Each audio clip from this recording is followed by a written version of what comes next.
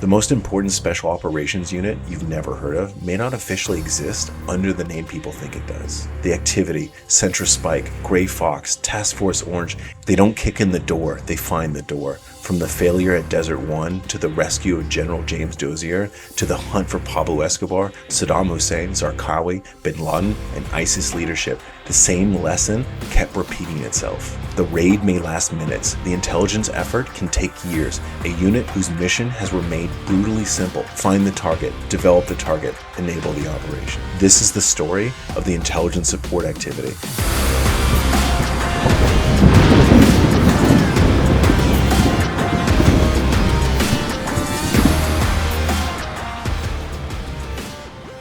So today we're going to be covering probably my most requested topic for one of my videos, and that's to discuss one of the most secretive organizations in the history of American Special Operations. An organization that has spent more than 4 decades operating in the shadows, finding terrorists, tracking war criminals, locating dictators, supporting some of the most sensitive military operations ever conducted. Today, we're talking about the intelligence support activity. Before we begin, I want to make something very clear.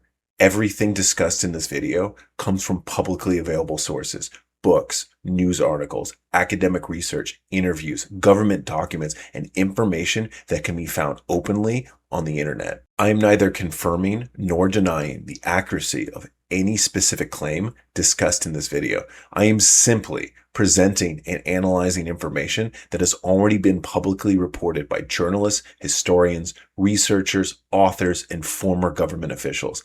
Nothing in this video is intended to reveal classified information, sensitive tactics, techniques, procedures, or operational details. This is historical and educational discussion based entirely on open source information. With that said, let's begin at the beginning. Our story begins during World War II. In 1941, a young British officer named David Stirling proposed a radical idea. Instead of large conventional formations, what if small teams could penetrate deep behind enemy lines and strike critical targets? The result was the creation of the Special Air Service, or better known as the SAS. The SAS would become arguably the most influential special operations organization in history. Their success inspired generations of military leaders around the world, including one American Green Beret officer who would change the special operations community in the United States, a man named Charlie Beckwith. In the early 1960s, Charlie Beckwith participated in an exchange program with the British SAS.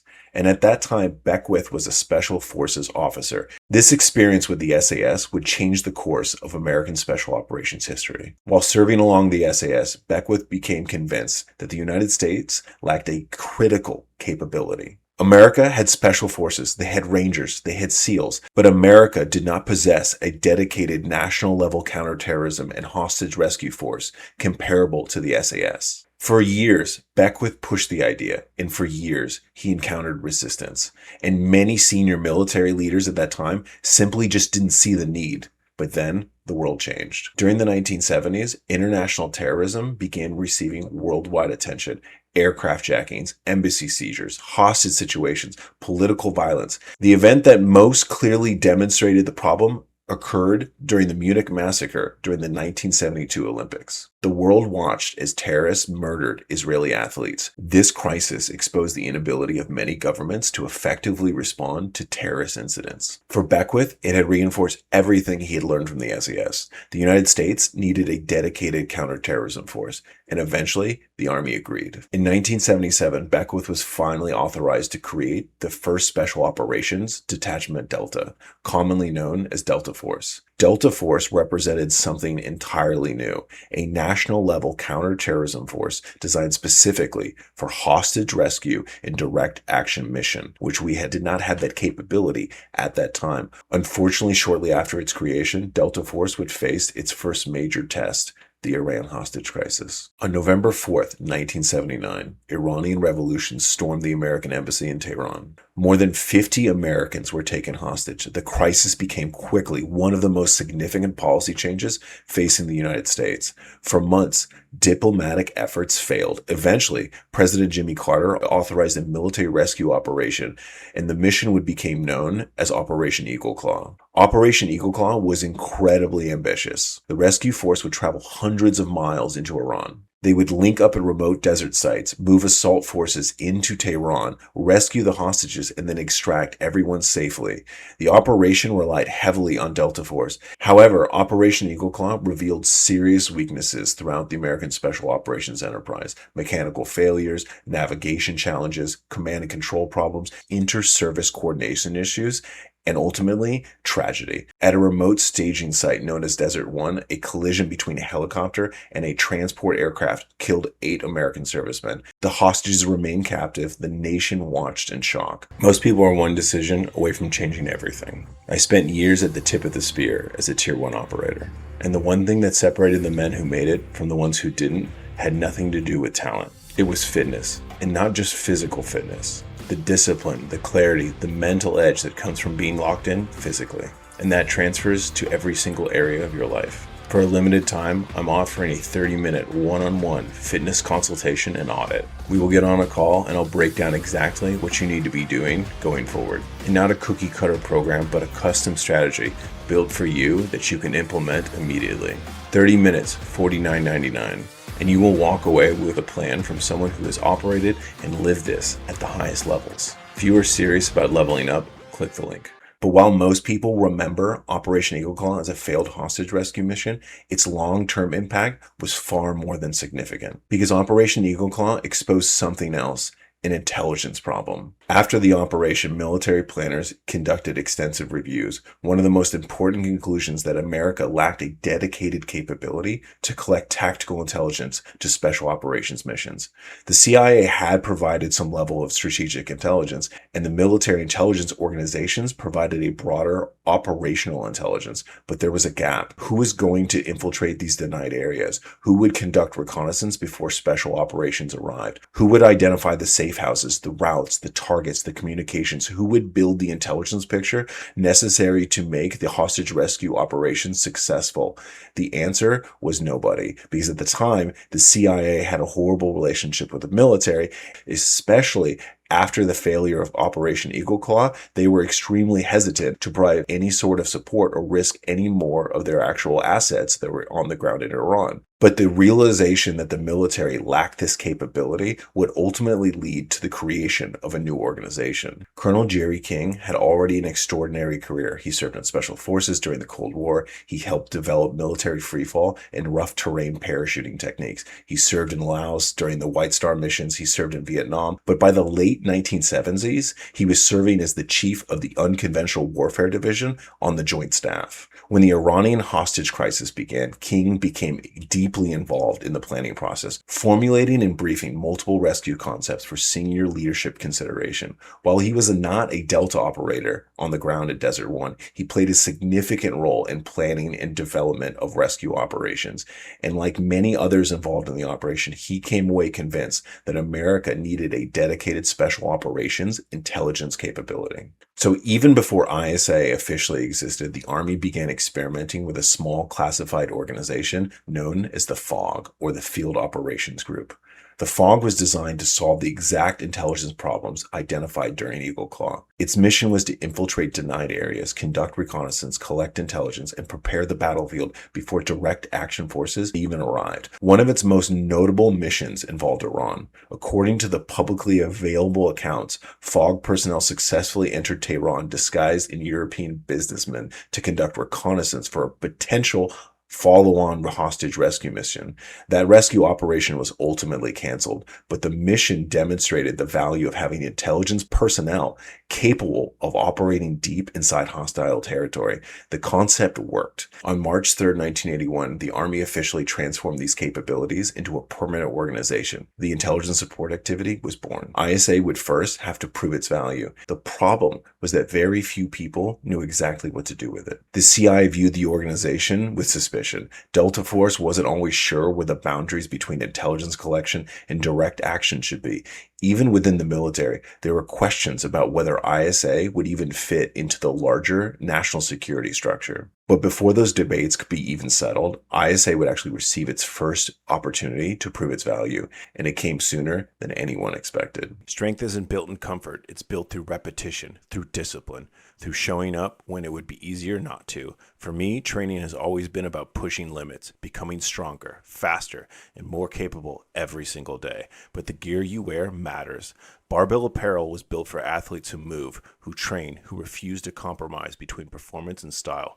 Clothes that move with you, built for strength, built for durability, and built for the grind. Whether it's the gym, the track, or the everyday mission, train hard, move freely, live disciplined. Barbell apparel. Use code Stoic Viking 25 and step into gear that's built for you, how you actually train. In December of 1981, terrorists from the Red Brigades kidnapped James Dozier from his apartment in Verona, Italy. That kidnapping immediately became an international crisis. American officials wanted action, but there was a problem. The Italian government was not interested in armed American commandos conducting operations on Italian soil. Delta Force was effectively off the table. ISA, however, offered another option. Because they weren't arriving as assault forces, they were arriving as intelligence specialists, operating under the cover name Winter Harvest. ISA quietly deployed to Italy. The mission demonstrated exactly why ISA had been created. Instead of kicking down doors, instead of conducting raids, they hunted information. Using advanced signals intelligence equipment hidden inside rental vehicles, ISA operators moved throughout northern Italy, searching for communications used by the terrorists. The Red Brigades believed they were communicating securely. They weren't.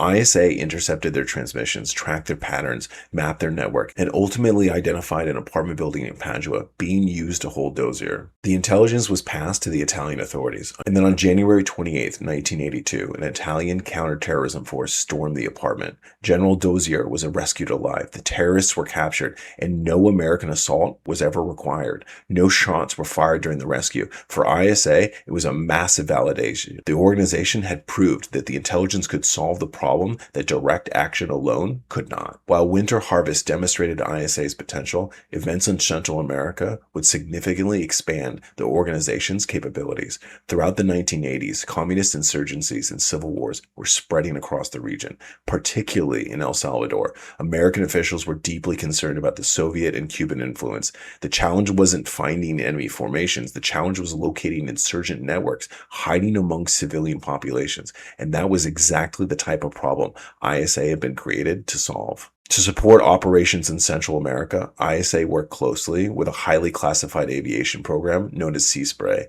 Using modified civilian-style aircraft, intelligence personnel conducted airborne collection missions throughout the region. From the ground, the aircraft appeared completely ordinary, but inside, they contained sophisticated signals intelligence equipment capable of intercepting and locating communications even across large areas. These operations help locate elements of the Faruba Marto National Liberation Front, allowing friendly forces to better understand insurgent movements and leadership structures. The missions also served as a testing ground for the capabilities that would later become central to ISA operations around the world. But as ISA expanded, so did tensions with other organizations. The CIA viewed this new unit as an encroachment into the traditional intelligence territory. Human intelligence collection, espionage, recruiting sources, they had historically been the CIA's responsibilities. Now, a new military organization was operating in the same space. The relationship was often contentious. The friction occasionally became so severe that the organizations reportedly withheld information from one another.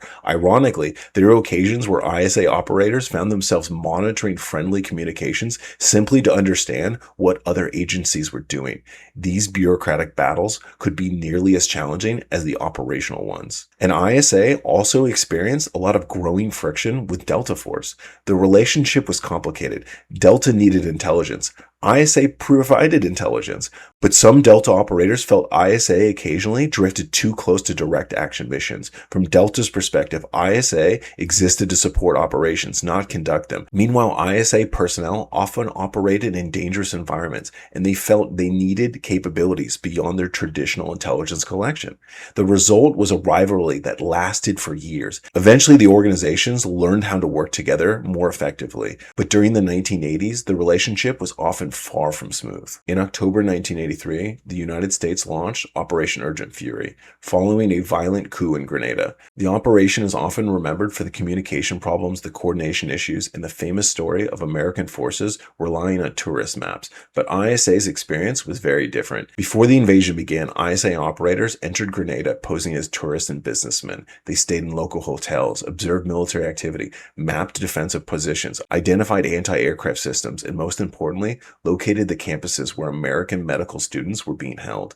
The information they collected provided commanders with a far more accurate understanding of conditions on the ground. I spent years as a Tier 1 operator with ISA, and I had the privilege to work with some of the best conditioned human beings on the planet. I know what peak performance looks like, and I also know what it looks like when someone's running on empty and they're telling themselves that it's just stress. If you're watching this and your energy is down, your recovery is shot, and you feel like you're operating at half capacity, your testosterone is probably the reason. I know it was for me, because it's not your mindset, it's not your discipline, it's your biology. Human performance is veteran-owned and operated by other Tier 1 operators. They run blood work, they will build a protocol around you, and they actually know what they're doing because they've lived the same life as you. And I use them because I don't promote things I don't use. Because you're watching right now, you can get a discount of 20% off by using my discount code Viking. The link is below. Get the blood work done. If you're fine, then you'll know. If not, then you'll have a solution. Either way, you win. Discount code Viking. Do it today. Just as ISA was establishing itself operationally, it became entangled in one of the most damaging controversies in history. Former Special Forces officer Bo Gritz conducted private missions into Southeast Asia, searching for American prisoners of war. During subsequent investigations, it emerged that ISA personnel had provided varying degrees of support, including support, funding, equipment, photographs, and even intelligence. Congress immediately began asking questions. Who authorized the support? Why was a classified military organization assisting a private citizen? Who was supporting these activities? The controversy attracted some significant media attention, and for the first time, the existence of the ISA became entering the public domain. For an organization built around secrecy, public exposure was extremely dangerous and probably a death sentence. Journalists began uncovering details about the mysterious Army Intelligence Unit. Major publications reported on the activity, the Army Intelligence Unit, the covert operations, the off-the-book programs. Congressional investigations followed immediately. And at one point, the scrutiny became so intense that the organization's future was genuinely in doubt. ISA had barely existed a few years and was already fighting for its own survival and existence. Army leadership ultimately decided that the capability was too valuable to lose. The organization survived, but changes were coming. This exposure taught ISA an extremely important lesson, and it would shape the unit for the rest of its existence.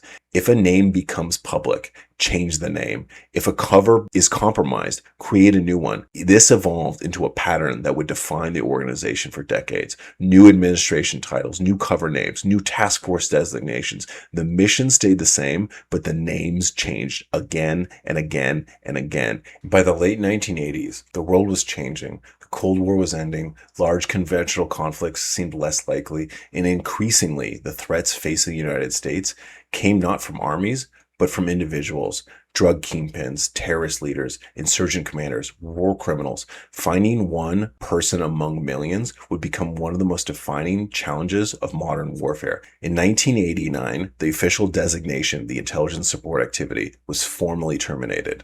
And on paper, ISA ceased to exist. In reality, nothing disappeared. The people remained, the mission remained, the capabilities remained. The organization was folded into new administrative structures and increasingly aligned with the JSOC, the Joint Special Operations Command. One of the most well-known cover names to emerge during this period was Centra Spike.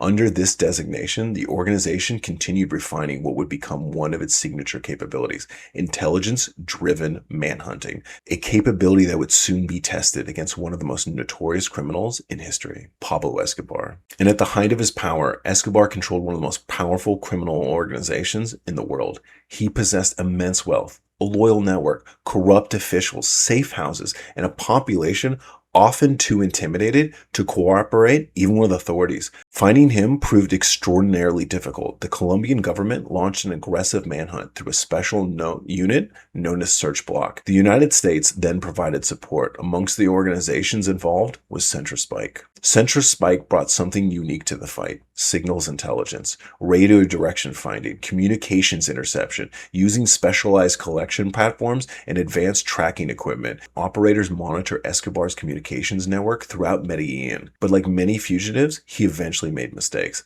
And on December 2nd, 1993, Escobar conducted a lengthy phone call with his son. That call became his downfall.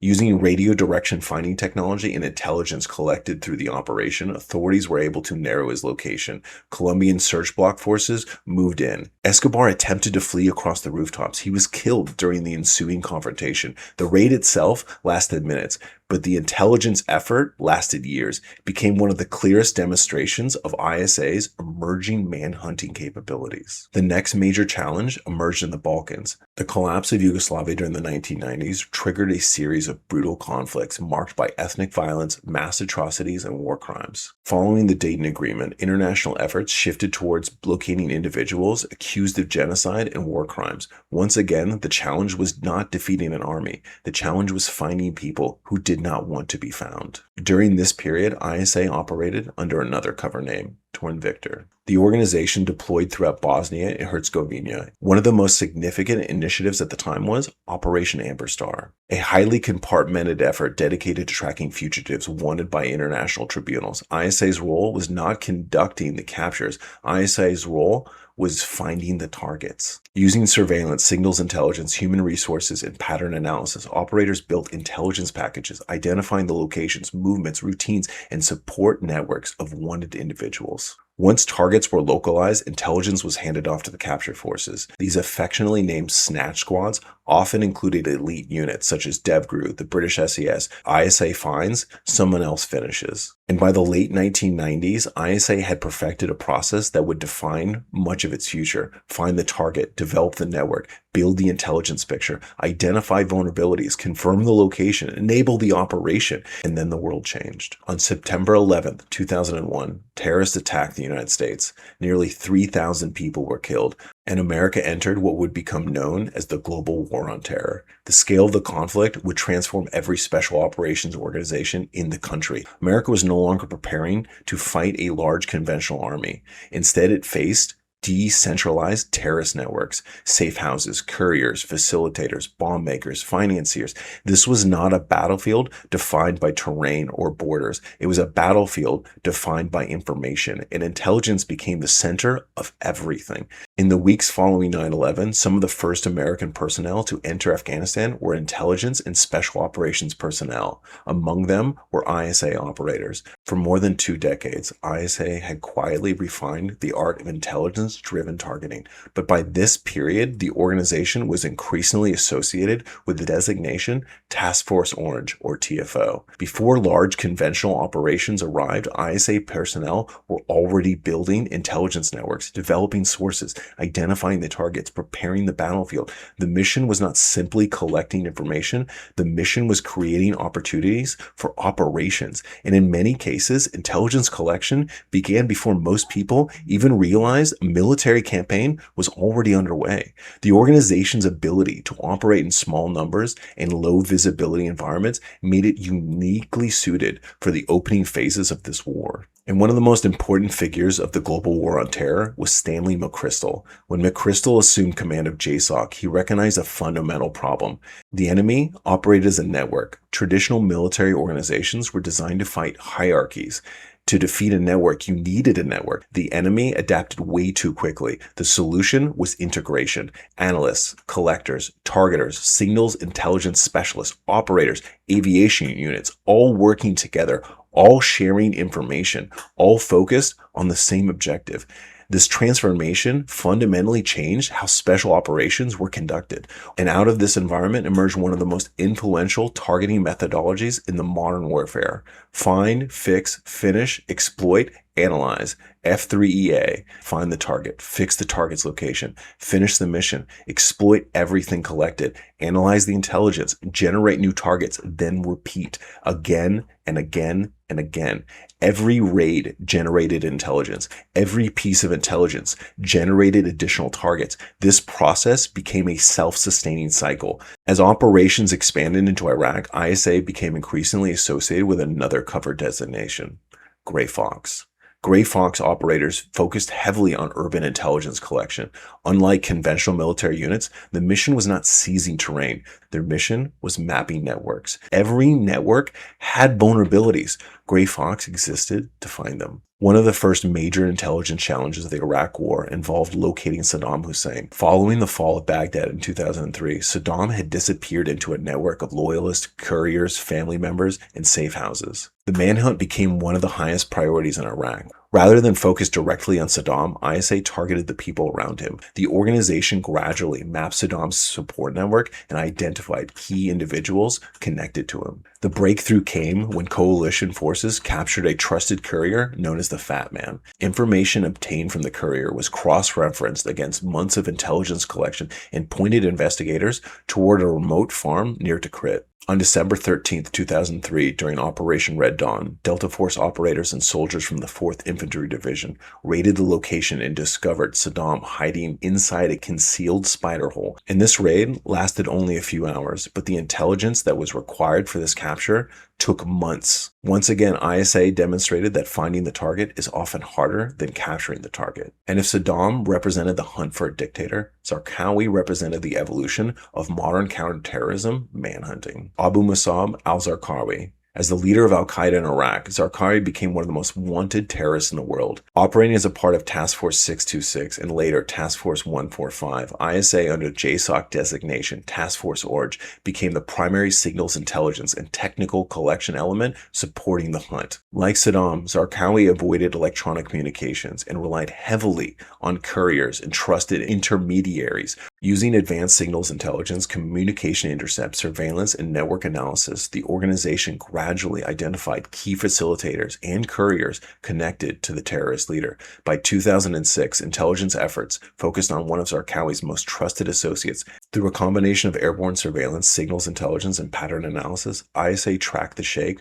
to a safe house near Hibib, which was north of Baqaba. Analysts quickly determined that Zarqawi was inside, and on June 7, 2006, JSOC used ISA's targeting intelligence to direct an airstrike towards the safe house, killing Zarqawi and ending a multi-year manhunt. Like Escobar before him, the strike lasted seconds, but the intelligence lasted years. Perhaps no operation better demonstrates the importance of intelligence than the hunt for Osama bin Laden. Following the attacks of September 11th, bin Laden became the most wanted man in the world, and for nearly a decade, the United States searched for him. Unlike many terrorist leaders, bin Laden understood the dangers of modern communications and lived in near-complete electronic isolation. Finding him directly proved nearly impossible. Instead, intelligence agencies focused on a trusted courier known as Abu Ahmad al-Kuwaiti, whose real name was Ibrahim Saeed Ahmed. Working alongside the CIA and the NSA, ISA operating under the designation Task Force Orange helped track the courier's movements through a combination of signals intelligence and technical collection and surveillance.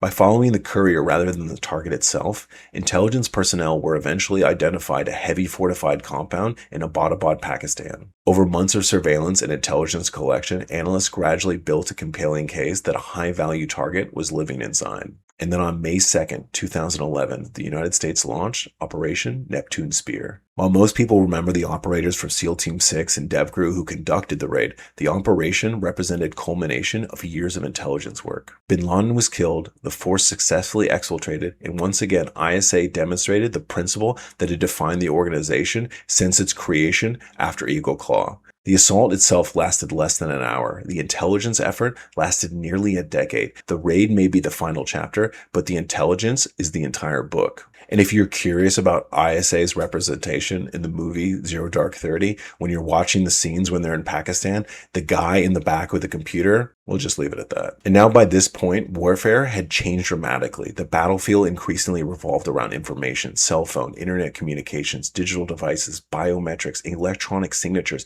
and every technological advance created new opportunities and new challenges. And the rise of ISIS accelerated this trend. Instead of tracking down one individual, intelligence professionals were tracking entire networks spread across Iraq and Syria. And operating under the JSOC designation, Task Force Orange, ISA became one of the primary intelligence organizations supporting the campaign against ISIS. Modified intelligence aircraft monitored communications across ISIS strongholds such as Mosul and Raqqa, while intelligence personnel worked to penetrate tribal networks, identify facilitators, uncover hidden logistic routes, weapons caches, prisons, and tunnel systems. The campaign ultimately culminated in the hunt for Abu Bakr al-Baghdadi. ISA would help narrow Baghdadi's location in northwestern Syria. And in October of 2019, U.S. Special Operations Forces conducted the raid that resulted in his death. Once again, the assault force received the headlines. The intelligence effort made the operation possible. And as warfare was entering the digital age, ISA continued to do what it had done since Operation Eagle Claw. Find the target, develop the target, enable the operation. Delta Force and DevGru might conduct the raid, the Special Mission Aviation might transport the force,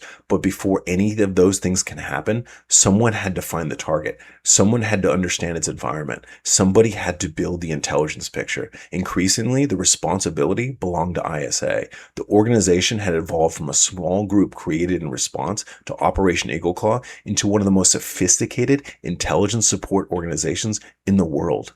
And yet most Americans had never heard of it.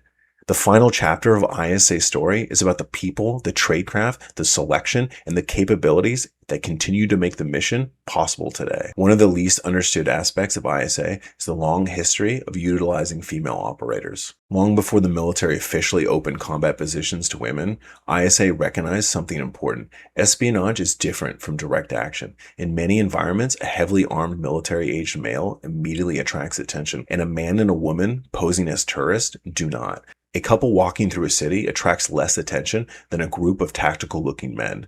A female operator can access environments that may be difficult for male operators, and in clandestine operations, blending in is far more important than looking intimidating. As a result, ISA began integrating female operators decades before many other military organizations did. By this point in the story, it's important to understand what ISA actually is, because one of the biggest misconceptions about ISA is that it's simply another special operations unit. It isn't. Delta Force is a direct action unit. SEAL Team 6 is a direct action unit. Rangers are a direct action unit. ISA exists for a different purpose. Its mission is to find the targets those units are sent to capture or kill. If Delta Force and DevGru are the tip of that spear, ISA is the one who helps determine where that spear needs to be pointed. At its core, ISA was originally built around two primary disciplines, human intelligence and signals intelligence, or human or SIGINT. Human intelligence involves people, sources, relationships, recruitment, interviews, observations, conversations, building trust, gathering information through human interaction. Signals intelligence involves technology, cell phones, radios, computers, satellite communications, electronic emissions, digital networks. Modern operations typically require both. Technology can identify a signal. A human source explains what the signal means. One without the other is often incomplete, and for much of its history, the two disciplines form the backbone of ISA's capabilities.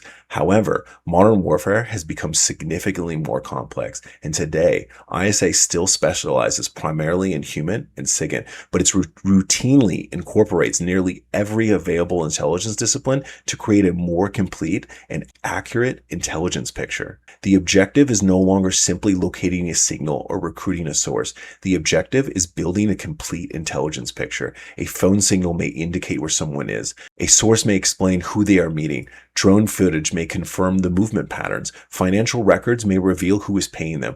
Captured electronics may identify the network. When all of these intelligence streams are fused together, analysts and operators can develop an extraordinarily detailed understanding of that target. ISA's real strength is not any single intelligence discipline. Its strength is the ability to fuse all of them together into actionable intelligence. Perhaps the most common question people ask is, how do you even get into ISA? Well, the organization typically pulls special forces, rangers, military intelligence, signals intelligence, counterintelligence, civil affairs, aviation, and other specialized organizations. Candidates already possess significant operational experience before they even arrive. Unlike most special operation units, there is no single background that guarantees success. The organization is looking for capability, not a specific MOS, and not even a specific branch, but capability. ISA selection focuses on something different than most special operations assessments. Physical fitness matters, but physical fitness alone is not enough. The organization is looking for intelligence professionals, problem solvers, independent thinkers, and people capable of operating alone. Candidates undergo extensive evaluation in areas such as psychological resilience, emotional stability, decision-making, tradecraft, surveillance, counter-surveillance, intelligence cohesion, operational judgment. The goal is not finding the strongest candidate. The goal is finding the most capable candidate. And one of the most defining characteristics of the ISA is the expectation that operators may work alone. A Green Beret operates as part of a team. A Ranger will operate as a part of a platoon. A SEAL operates as a part of a team within that squadron. And ISA operators may find themselves alone in a foreign city. No support nearby, no visible backup, no quick reaction force, just tradecraft, preparation, and judgment, because in many cases, there is no team to fall back on. The operator is the collection platform, the source handler, their surveillance team, and sometimes the only American in the area. Much of ISA's training evolves around tradecraft, the skills traditionally associated with intelligence work, which is surveillance, counter-surveillance, source handling, clandestine communications, technical collection, lockpicking, defensive driving, cover identities, and operational security. But the goal is not looking like an operator. The goal is to look like someone who doesn't even deserve a second glance. The best intelligence operation is often the one that nobody even notices. The best surveillance is the surveillance that isn't detected. The best source meeting is the one that nobody even realizes is happening. Tradecraft remains one of the defining characteristics that separates ISA from most special operations organizations. In many ways, ISA serves as the bridge connecting intelligence agencies and special operations forces.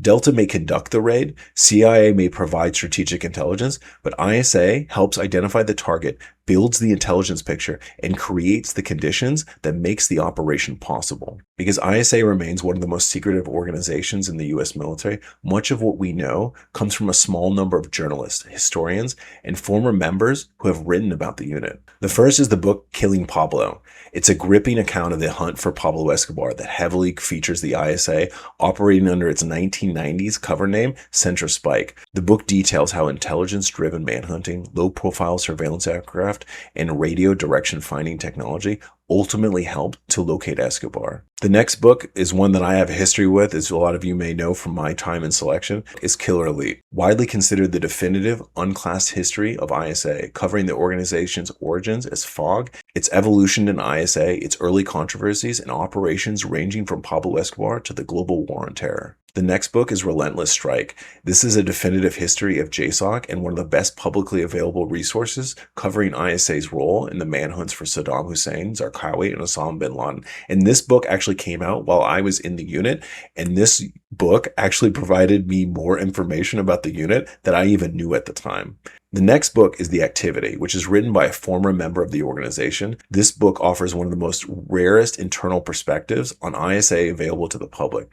Rather than focusing primarily on the unit's history, it focuses on the operator experience, including the culture, the mindset, the selection process, the training pipeline, the tradecraft, and unique demands that are placed on personnel who often operate alone in hostile environments. And the next book is titled The Unit, My Life Fighting Terrorists as one of America's most secret military operatives. One of the most significant ISA-related books published in recent years, co-authored by a former ISA operator, Adam Gamal, which is a pseudonym, and journalist Kelly Kennedy. It's widely regarded as the first published memoir from a former member of this highly classified JSOC intelligence unit. Together, these books provide some of the clearest publicly available insight into our organization specifically designed to remain in the shadows. When people discuss the history of modern special operations, Charlie Beckwith is rightly remembered by creating Delta Force. But Jerry King deserves similar recognition. Beckwith identified America's first direct action problem. King identified America's intelligence problem.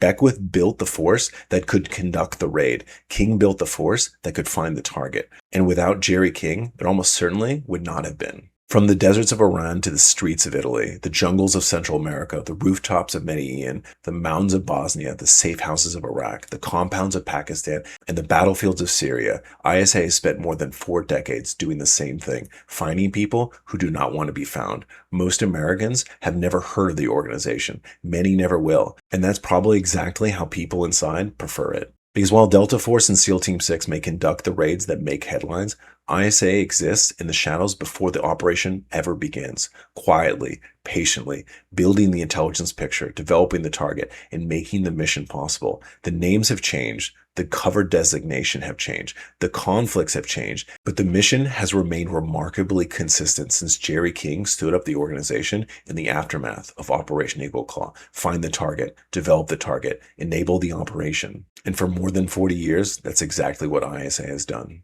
And I hope you enjoyed this video and my deep dive into the history of ISA. If you liked this video, please drop a like, comment, subscribe, hit that notification bell.